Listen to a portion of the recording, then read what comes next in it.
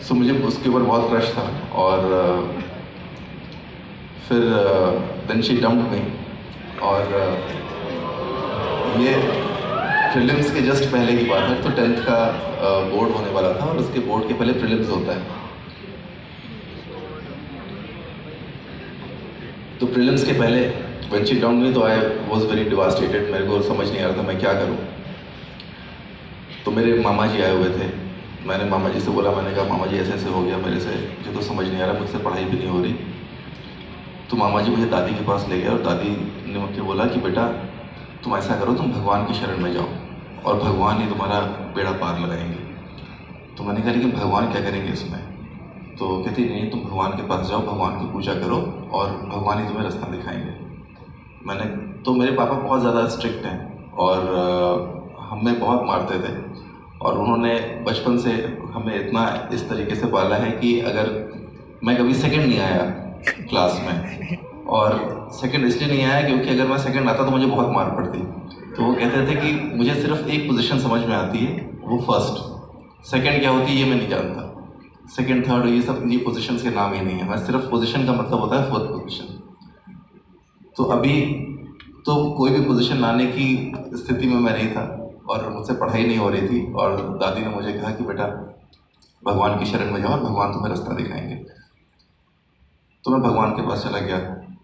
तो दादी कहती है लेकिन शर्त सिर्फ एक है कि तुम्हें 100% फेथ होना चाहिए भगवान में। फिर अगर तुम्हारा फेथ ज़रा सा भी डिगा तो तुम्हें रिजल्ट नहीं मिलेगा। तो मैंने कहा दादी अगर मैं कुछ भी नहीं लिखूँ पेपर में तो भी भगवान मेरे को पास कर देंगे?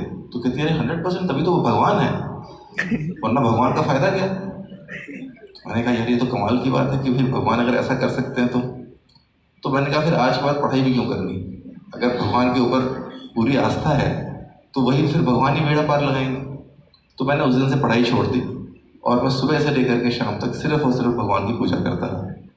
और मैंने अपना जो बिस्तर था वो भी बेड भगवान के मंदिर के सामने नीचे ज़मीन पे गद्दा बिछा लिया और जब सोता था उठता था मैं कहता था भगवान तुम्हारे दर्शन होंगे, आँख खुलेगी तो तुम्हारे दर्शन होंगे, आँख बंद करने से पहले तुम्हारे दर्शन होंगे।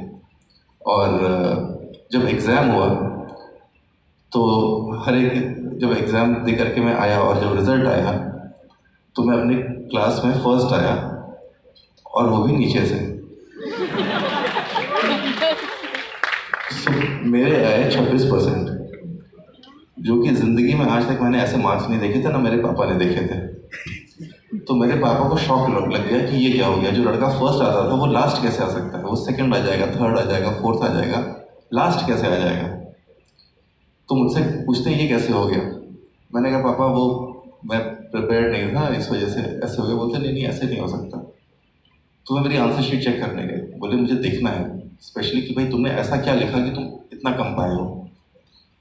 और तो जब वो देखने गए तो बाकी सब में 0-0 थे। मैथ्स एक ऐसा सब्जेक्ट था जो जिसमें मुझे मैथ्स मेरी बहुत स्ट्रॉन्ग थी, तो मुझे मन किया कि यार ये तो सॉल्व कर ही देता हूँ, इतना तो आता ही है मेरे को, तो इसमें मैं क्यों खाली छोड़ करके जाऊँ। तो वो मैथ्स मैंने कर दिया, इस वजह से मुझे वो 25% मिल गया था किसी तरह से। वरना अदरवाइज सारे में कुछ किसी में 2 नंबर 4 नंबर 10 नंबर ऐसे मिले हुए थे। जब क्वेश्चंस के आंसर्स में मैं किसी में मैंने हनुमान चालीसा लिख दी, किसी में गायत्री मंत्र लिख दिया। तो मैं वापस आया घर पे, मुझे लगा कि आज बहुत ज़्यादा मार पड़ेगी, बहुत ज़्यादा स्ट्रिक्ट है मेरे पापा। बट उस दिन पापा ने कुछ बोला नहीं मुझे, तो मैं बहुत शॉक्ड हो गया। मैंने कहा यार आप कुछ बोल ही नहीं रहे, और सुबह से शाम हो गई मुझे कुछ नहीं बोला उन्होंने।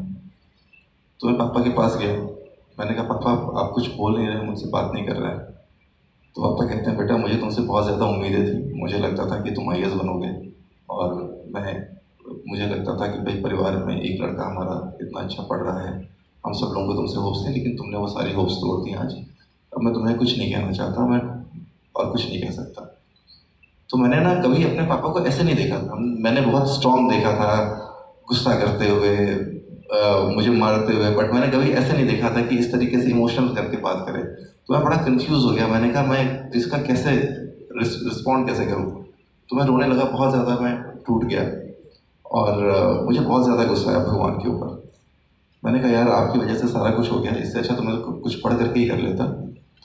बट फिर मैं रोता रहा पूरी रात अपने कमरे में। नेक्स्ट डे मैंने प्लेज ली। उस दिन 14 दिन बचे थे बोर्ड्स में, और